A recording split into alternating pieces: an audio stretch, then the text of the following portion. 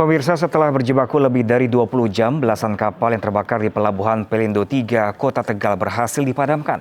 Untuk mengurangi resiko kebakaran terulang, Pemkot mendesak Kementerian KKP merevitalisasi Pelabuhan Tegal.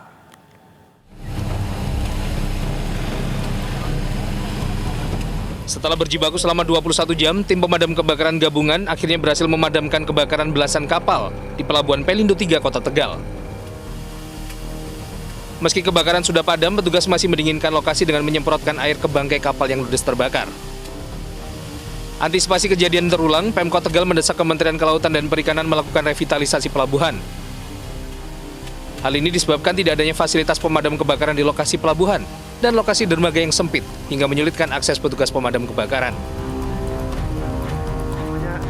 Saya sudah berkomunikasi juga dengan Pak Menteri untuk bisa segera, paling tidak ini Pelabuhan Kota Tegal segera direvitalisasi. Itu tidak ada pilihan dan memang ini sudah kita paling jelek, paling kumuh, kemudian kapalnya banyak gitu kan. Sebagaimana kita tahu Kota Tegal adalah kota bahari dan hampir ribuan kapal nelayan ada di Kota Tegal. Mau nggak mau kita harus concern untuk pelabuhannya. Sebelumnya belasan kapal motor penangkap ikan ludes terbakar di dermaga Pelabuhan PT Pelindo Kota Tegal, Jawa Tengah. Banyaknya bahan bakar dan badan kapal yang terbuat dari kayu membuat kebakaran dengan cepat meluas. Sulitnya akses menuju lokasi kebakaran membuat pemadaman terkendala. Belum diketahui penyebab kebakaran, namun tidak ada korban jiwa dalam peristiwa ini. Meski demikian, kerugian material ditaksir mencapai miliaran rupiah. Dari Tegal, Jawa Tengah, Yunibar, iNews melaporkan. Kita ke informasi lainnya, pemirsa. Diguyur hujan lebat, debit air sungai Kali Bokong di Lumajang, Jawa Timur meluap. Akibatnya akses jalan antar desa putus dan banjir merusak lahan pertanian warga.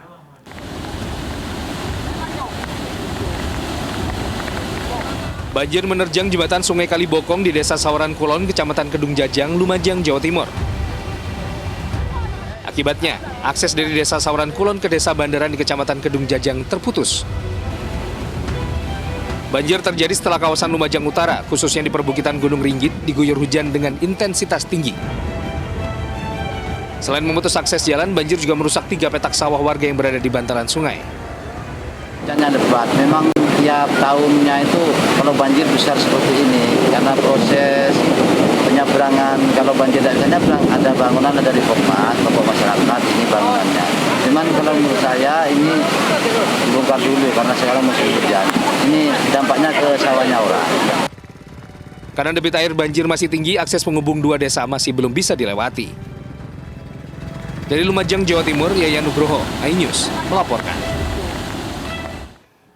Sementara itu, pemirsa, petugas BPBD Kabupaten Lumajang, Jawa Timur kembali menemukan 1 korban bencana Gunung Semeru. Jasad korban ditemukan saat petugas bersama relawan menyisir Desa Sumberwuluh. Tim gabungan dari BPBD Kabupaten Lumajang, Jawa Timur bersama sejumlah relawan kembali menemukan 1 jenazah korban erupsi Gunung Semeru kemarin siang. Dan jenazah ditemukan di Desa Sumberwuluh, Kecamatan Candipuro, Lumajang.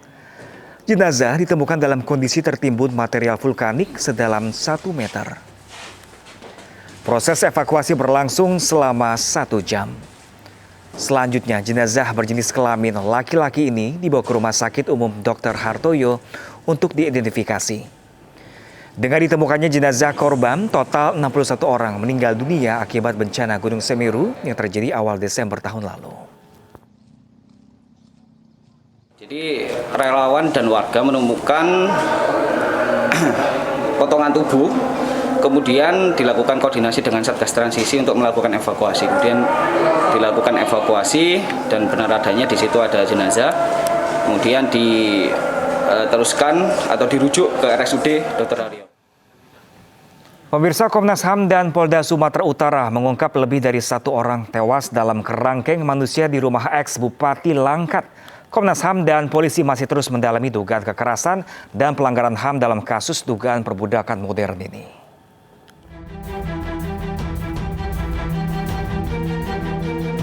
Fakta baru terungkap dalam kasus kerangkeng manusia di rumah eks Bupati Langkat, terbit rencana perangin-angin.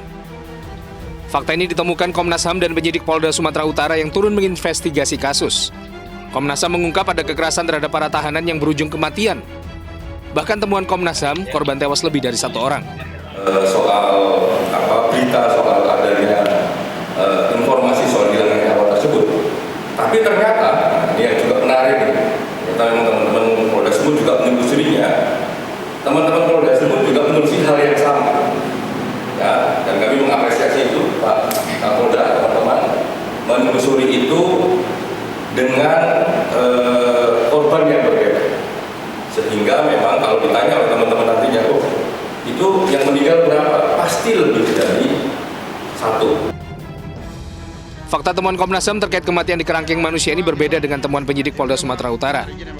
Meski demikian, polisi masih akan terus mendalami kasus ini. Ini sudah ditemukan, teman-teman sekalian, dan sedang dalam proses untuk pendalaman. Termasuk tempat-tempatnya. Kita sudah menemukan tempat pemakamannya, di mana. Tapi kalau saya sampaikan nanti, ini kan dia bilang orang ini harus kita jaga, teman-teman sekalian. Kalau bisa kita buka sekarang, kita buka semuanya. Tapi ini kan dalam proses. Berikan waktu. Penemuan kerangkeng manusia di rumah ex Bupati Langkat diketahui saat KPK dan polisi menggeledah rumahnya terkait OTT kasus korupsi. Di lokasi polisi dan KPK temukan belasan orang terpenjara dalam kerangkeng manusia. Polisi pun berusaha mengevakuasi para tahanan yang diklaim warga sekitar sebagai pasien rehabilitasi narkoba. Uniknya, upaya polisi menutup dan mengevakuasi para penghuni kerangkeng ini justru ditentang warga sekitar. Warga justru meminta agar kerangkeng manusia di rumah ex Bupati kembali dibuka untuk tempat rehabilitasi narkoba. Warga juga membantah adanya dugaan kekerasan dalam kerangkeng di rumah ex Bupati. Kini ex Bupati Langkat tak hanya terjerat kasus suap proyek infrastruktur yang ditangani KPK. Ia juga terseret kasus dugaan perbudakan modern akibat temuan kerangkeng manusia di rumahnya. Dari Sumatera Utara, Tim Liputan iNews melaporkan. Ya, pemirsa, memasuki libur perayaan Imlek, suasana arus lalu lintas di Simpang Gadok terpantau kondusif. Aturan ganjil genap di kendaraan juga diterapkan bagi kendaraan roda 2 dan roda 4. Ya, pemirsa, pagi tadi suasana arus lalu lintas di Simpang Gadok Bogor, Jawa Barat terpantau kondusif di kedua arahnya. Jika dibandingkan pekan lalu, pemirsa, hari ini terjadi penurunan kepadatan kendaraan. Pemeriksaan ganjil genap juga diberlakukan di sejumlah titik, di mana pemeriksaan dilakukan mulai dari titik exit gerbang tol Ciawi, Simpang Gadok, Bendungan, Pasir Angin, hingga Rainbow. Selain melakukan pemeriksaan, para petugas juga mengimbau masyarakat tetap menerapkan protokol kesehatan dan menggunakan aplikasi Peduli Lindungi di sejumlah tempat wisata. Ya, untuk menjelang libur Imlek ini, kami dari Satlantas Polres Bogor akan melaksanakan yang pertama itu tetap seperti saya sampaikan ganjil genap. Nah, kemudian pengecekan di tempat-tempat lokasi maupun tempat ibadah itu kita berkoordinasi dengan gugus tugas Kabupaten Bogor. Kemudian apabila ada kepadatan arus, kita akan melaksanakan CB rekayasa lalu lintas. Rekayasa lalu lintas ini yang kita laksanakan adalah one way maupun CB perpenggal, penarikan dan sebagainya. Nah, kita melihat situasi arus di lapangan. Jadi kalau memang arusnya padat, itu kita laksanakan one way. Nah, kemudian kalau memang tidak, kita hanya penarikan ataupun di lokasi kemacetan kita tambah personil. Ya, pemirsa, kawasan Puncak masih menjadi pilihan mudah bagi masyarakat Jabodetabek yang ingin menghabiskan akhir pekan bersama dengan keluarga. Lalu pemirsa, kita akan mengajak Anda memantau kondisi Puncak saat ini bersama rekan kami, ada Rizka Dior di Simpang Gadok, Jawa Barat. Halo, selamat siang Rizka. Jika tadi pagi arus lalu lintas di kawasan Puncak terpantau ramai lancar, bagaimanakah dengan siang hari ini?